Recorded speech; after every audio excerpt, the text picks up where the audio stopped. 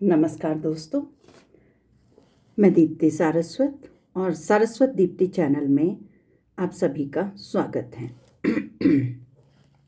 आज मैं आपके समक्ष जिस पुस्तक के साथ उपस्थित हूँ उसका शीर्षक है कुछ थे जो कवि थे और लेखक हैं, कवि हैं सुरेश सेन निशांत। अफसोस के साथ बताना पड़ रहा है कि सुरेश सेन निशांत आज हम लोगों के बीच नहीं हैं। इस पुस्तक में उन्होंने अपना जो परिचय दिया है वह मैं आपके समक्ष प्रस्तुत करती हूँ। जन्म 12 अगस्त 1959। 1986 से लिखना शुरू किया। लगभग 5 साल तक गज़लें लिखता रहा।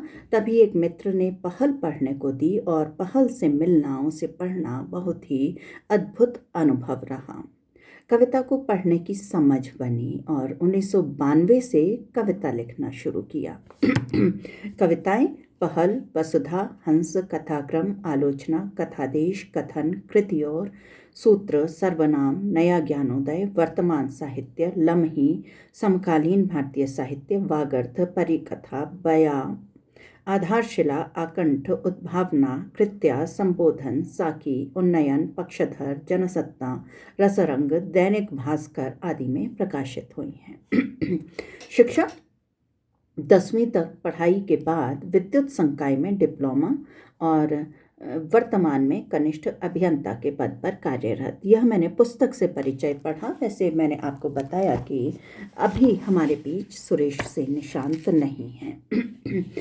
एक कवि, एक लेखक किस तरह से अपनी कृतियों के द्वारा अमर हो जाता है वह मैं आपके समक्ष बताना चाहती हूँ। सुने जरा इनकी कुछ चुनिंदा कविताएं, मेरी चुनिंदा कविताएं। शीर्षक है पहाड़ एक। तस्वीर में तुम कितने अच्छे लगते हो पहाड़, तस्वीर में तुम कितने अच्छे लगते हो पहाड़, हजारों दुखों से दूर, शांत, बर्फ से ढके हुए। देह को बर्फ सी सुइयां चुभोता, गरीब आदमी का एक भी दुख नहीं दिखता। यहीं कहीं इसी तरह के पहाड़ पर करते होंगे शिव भी वास, यहीं कहीं गुजारते होंगे देवता भी अपने फुर्सत के क्षण। तस्वीर में तुम कितने अच्छे लगते हो पहाड़, शांत, बर्फ से ढके हुए। पहाड़ 2। यहाँ के जवान लड़के दूर तपते शहरों की ओर निकल गए हैं। यहाँ के जवान लड़के दूर तपते शहरों की ओर निकल गए हैं रोटी की तलाश में। पहाड़ उन्हें निहारते हैं दूर से, रहते हैं अक्सर उदास उनकी याद में। हवा की साई साई में गाते हैं पहाड़ अपनी उदासी, जिसे सुनती हैं यहाँ की औरतें, मिलाती हैं पहाड़ की आवाज़ में अपना भी विलाप, जिसे लोग गीतों की तरह सुनते हैं।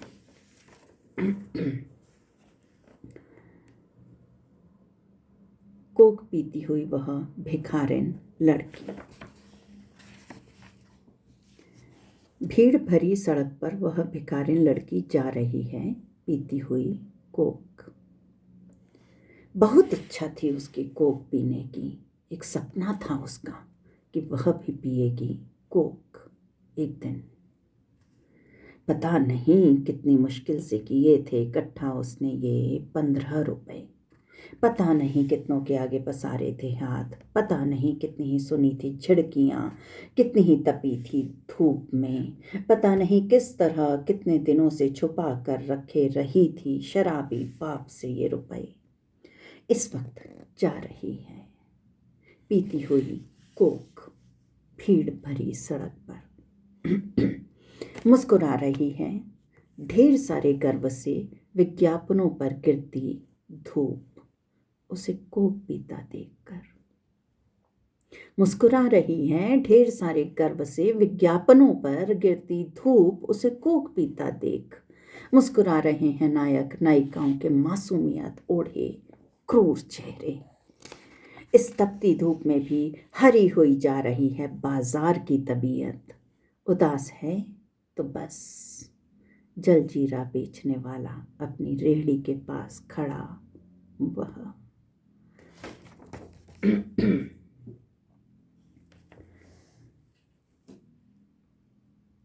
अगली कविता जो मैं आपके समक्ष प्रस्तुत कर रही हूँ मर्मभेदी कविता है। जरा देखें, सुने, इसके एहसास में डूबे। शीर्षक है धूर्तता। व्यस्ततम चौराहे पर सजे चमचमाते विज्ञापन पटों की पीठ पर बैठी एक चिड़िया की तरह चहचहाते हुए रिझा रही थी सभी को। कौन? धूर्तता। व्यस्ततम चौराहे पर सजे चमचमाते विज्ञापन पटों की पीठ पर बैठी एक चिड़िया की तरह चहचहाते हुए रिझा रही थी सभी को। वह उस ब्रांड एम्बेसडर बने महान अभिनेता के व्यक्तित्व पर एक शानदार सूट की तरह फब रही थी। वह एक सन्यासी की तरह दिखने वाले लालची बाबा की बातों में गायत्री मंत्र की तरह गूंज रही थी, बढ़ा रही थी दिन दूनी रात चार गुनी अध्यात्म का बढ़ा रही थी दिन दूना रात चार गुना अध्यात्म का उसका कारोबार। वह दूरदर्शन पर नित नए परिधान पहनकर आती, प्राइम टाइम पर दिखने वाली हर दूसरे सीरियल में मुख्य किरदार निभाती, हर खबर में कहीं ना कहीं रहती, अखबारों के पन्नों के बीच एक पैम्फलेट की तरह चुपचाप मध्य वर्गीय घरों में पहुंच रही थी और उन्हें पता भी नहीं चल रहा था। कभी कभी ध्यान दें, कभी कभी प्रधानमंत्री की मासूम मुस्कुराहट की फुनगियों पर बैठ लुभाती आमजनों का भी मन। कृषि मंत्री की उदासी में पतझड़ के पत्तों सी झड़ती रहती। वित्त मंत्री के बजट में भी रहती थी उसकी एक खास जगह। यहाँ तक कि साहित्य के बड़े चर्चित पुरस्कारों में भी वह थी। एनजीओ की बड़ी बड़ी परियोजनाओं में ठाठ से विदेशों तक हो आती। उनकी पैदल यात्राओं में भी देशभक्ति के वस्त्र पहनकर गांव-गांव घूमती हुई दिखती। धूर्तता की बहुत इच्छा थी कि वह हमारे पीने के पानी में नमक सी घुल मिल जाए, हमारी धमनियों में लहू सी बहे, हम उसका समर्थन उसी तरह करें जैसे हम प्रजातंत्र का करते हैं, हम राष्ट्रगीत की तरह उसे गाएं।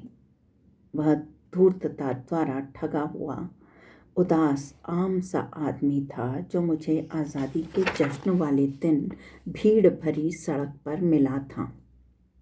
यह कहते हुए रोने को आ रहा था कि धूर्तता अब नहीं आती उसकी पकड़ में। वह धूर्तता द्वारा ठगा हुआ उदास आम सा आदमी था जो मुझे आज़ादी के जश्न वाले दिन भीड़ भरी जगह पर मिला था। यह कहते हुए रोने को हो रहा था कि धूर्तता अब नहीं आती उसकी पकड़ में। इस तरह की शिकायतों पर धूर्तता हंसती, धूर्त हंसी, पर फिर मायूस हो जाती कि आम आदमी अब भी नहीं करता है उसे पसंद। उसे भेष बदल कर ही जाना पड़ता है उनकी देहरी पर।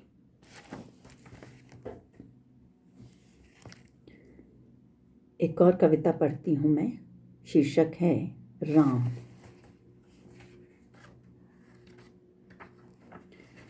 बहुत गहरे तक डूबा हुआ हूं मैं उस राम में, बहुत गहरे तक मेरे अंतस में बैठी हैं मानस की चौपाइयाँ गाती रामलीला की वह नाटक मंडली।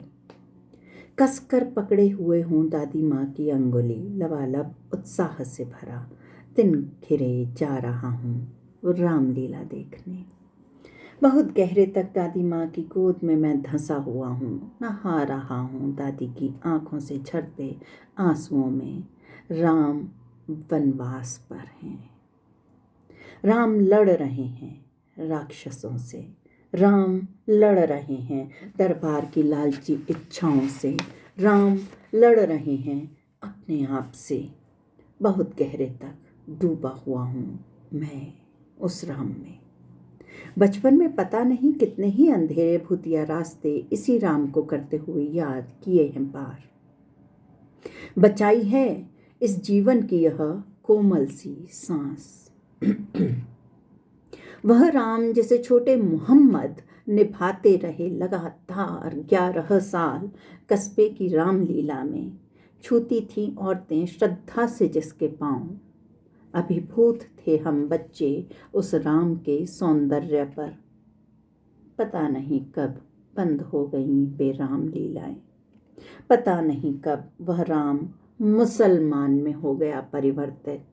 डरा डरा गुजरता है आजकल, डरा डरा गुजरता है आजकल राम सेवकों के सामने, उस राम लीला के पुराने मंच के पास से वह राम।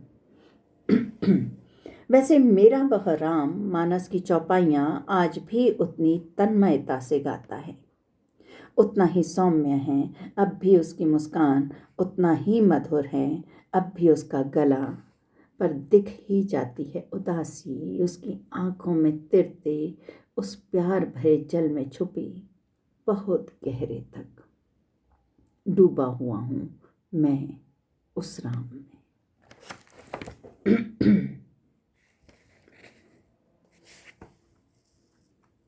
शाम की धूप, बहुत ही खूबसूरत कविता और मेरे दिल के करीब कविता। 10 छोटी छोटी कविताएं हैं ये। 1, शाम की धूप। 1, शाम की धूप न कुर्सी पर बैठी न देहरी पर रुकी, चंचल बच्ची सा झांका भरा झट से भाग गई। नदी की ओर पुकारती ही रहीं गृहिणियां। 2, एक देहाती बूढ़ा किसी ऊंचे पहाड़ से उतरा, इस धूप में पढ़ना चाह रहा था अपना भविष्य बल। शायद उसकी राशि के ग्रह ठीक नहीं चल रहे थे, पर उसका भोलापन उसे बचा रहा था, उसे धूप के करीब ला रहा था। 3, एक लड़की के सुंदर चेहरे पर रुकी थी धूप। देखें जरा, एक लड़की के सुंदर चेहरे पर रुकी थी धूप, शायद बतियाने के लिए, मगर वह लड़की व्यस्त रही मोबाइल पर किसी और से बतियाने में। धूप को बुरा लगा, चली गई मुंह फुलाकर, रूठ कर अपनी इस सखी से। 4, शाम की धूप ने सेब बेचती उस अधेड़ औरत की टोकरी के सेब गिने। बिंब देखिए, शाम की धूप ने सेब बेचती उस अधेड़ औरत की टोकरी के सेब गिने और गिनी चेहरे की उदास झुर्रियां। फिर उसकी बगल में बैठ गई, करती रही पथिकों से सेब खरीदने की गुजारिश, लगाती रही ऊंची हाँक। देखते ही बनता था बेटी सा मोहक धूप का यह रूप भी। 5, एक कार ने शाम की धूप को निर्दयता से कुचल दिया। एक परनाले ने गंदली कर दी उसकी देह। कुछ सुग्गों ने रखे फाहे, कुछ पेड़ों ने झला पंखा। एक चिड़िया दूर तक गई संग, घर तक उसे छोड़ने। लोगों को तो थी ही नहीं फुर्सत इस भागम भाग में धूप का हाल जानने की। 6, सड़क पर लगा हुआ था जाम। जुलूस था कोई धार्मिक जो खिसकने का नाम ही नहीं ले रहा था। जुलूस की उस भीड़ ने दोस्त की कार को ही नहीं, जाती धूप को भी रोके रखा था। धूप समेत दिख रही थी सभी के चेहरों पर तलखी। खुश था जुलूस दंभ और उन्माद में। 7, शाम की धूप एक घोड़ा भागे जा रहा हो जैसे सरपट। पता नहीं क्यों नहीं थाम रहा कोई इस घोड़े की लगाम। हिम्मत कर कोई रोकता क्यों नहीं इसे, कह रहे हैं जैसे आपस में चुपचाप बैठे पहाड़ से उतरे उदास भूखे बंदर।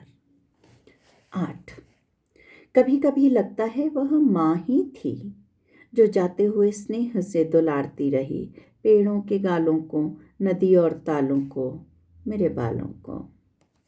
9, शाम की धूप में पहाड़ की उन चोटियों पर किसी के इंतजार में बैठे हुए दिख रहे हैं ये जो खामोश से खड़े घर, वहाँ धूप के सिवाय कोई नहीं जाता उनसे मिलने, उनका हितैषी।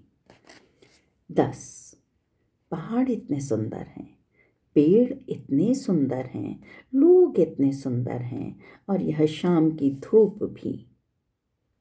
पर ये सब तब जब आपके पास हो एक गर्म, सुंदर, नर्म, फर का कीमती कोट।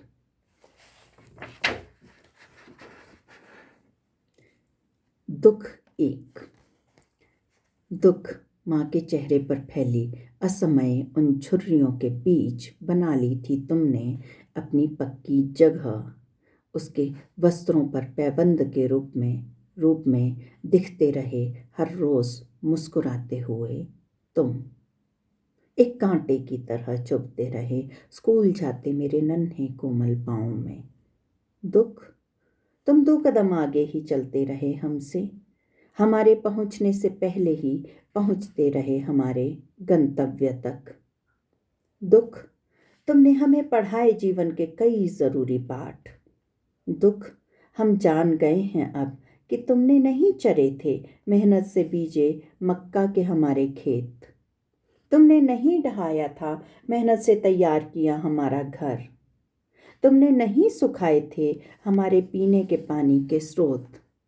दुख न तो तुम तस्कर थे, न कोई डकैत, न ही हमारे गांव में चुभने वाले कांटे, हमारे पाँव में चुभने वाले कांटे, क्षमा करें। दुख न तो तुम तस्कर थे, न कोई डकैत, और न ही हमारे पाँव में चुभने वाले कांटे। दुख अपराधी तो कोई और ही था जो करता रहा तुम्हें आगे, और तुम उसके तीर की नोक पर सजे हमें चुभते रहे। हम तुम्हें ही देते रहे तुम्हारा नाम लेकर गालियाँ। मुस्कुराता रहा दूर बैठा अपनी चालाकियों पर, छल की ओट में छिपा वह धनुर्धर। दुख चलो इकट्ठे ही लड़ते हैं उससे अब की बार। दुख 2। वह हर जगह एक जैसा था, जैसा तिनसुकिया में वैसा ही लाहौल के उस सुमनम गांव में। एक ही वक्त में कई जगह पर मिल जाता, अपने रंग दिखाता। वह मैदानों में नंग धड़ंग घूमता, पहाड़ों पर ओढ़े रहता एक फटा पुराना कोट। हमें उसका चेहरा कहीं भी अजनबी नहीं लगा। जैसा रौबदाब यहाँ अपने गांव में सलाह में है उसका रजत कह रहा था, बिल्कुल वैसा ही रहन सहन और रौबदाब छत्तीसगढ़ के बाग बहारा गांव में भी। अगली कविता का शीर्षक पोंछा लगाना। दत्त चित्त अपने आप में मगन तुम लगा रही हो पोंछा। खुशी में लहलहा रहा है घर का मन, निखर उठा है आंगन का भी चेहरा। पंछियों की चहचहाहट में भर गया है नया रस। इस वक्त फर्श पर गंदे पांव चलना मना है। यूं तुम रोकोगी सभी को इस धरती पर भी गंदे पांव चलने से। धरती को सुंदर बनाने के लिए बहुत ज़रूरी है तुम्हारा इस तरह डांटना। कवियों को तुम्हीं से सीखना होगा धरती को सजाने का वह हुनर।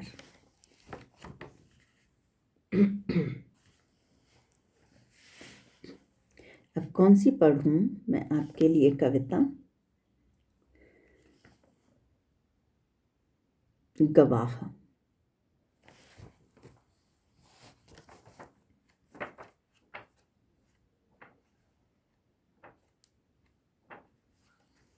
हमें नहीं पता कब आए हत्यारे। बहुत महत्वपूर्ण कविता है यह। हमें नहीं पता कब आए हत्यारे, कब कर गए कत्ल उस ईमानदार आदमी का। हम तो मशगूल थे, टीवी पर चल रहा था एक शानदार अश्लील नाच। हमें नहीं चला पता कब आए हत्यारे, हमें नहीं सुनाई दी उस ईमानदार आदमी की चीख। सहायता के लिए उसका पुकारना, हमने नहीं सुनी हत्यारों की भी धमकियां, उनका क्रूर अट्टहास।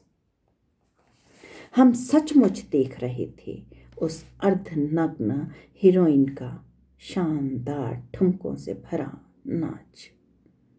दरवाज़ा किसी ने ठकठकाया तो ज़रूर था, पर हम थे व्यस्त। हमें नहीं पता उस गीत के बीच कितने कट गए पेड़, कितनी नदियाँ सूख गईं, कितनी हुई आत्महत्याएं। शायद पूरी बस्ती ही व्यस्त थी, शायद पूरा शहर ही था मशगूल, शायद पूरा देश ही डूबा हुआ था उस अश्लील नृत्य में। सचमुच हम झूठ नहीं कह रहे हैं। हमें हमारे ईमान की कसम हमें हमारी संतानों की। हमें नहीं पता कब आए हत्यारे, कब कर गए कत्ल उस ईमानदार आदमी का। आज के लिए इतना ही। बहुत सारी कविताएं हैं, सभी एक से बढ़कर एक हैं। यह पुस्तक मैंने ली है शिमला किताब घर से, आप भी ले सकते हैं। और प्रकाशक हैं अंतिका प्रकाशन, C56, UGF 4, Shalimar garden extension 2, Ghaziabad 201005, Uttar Pradesh.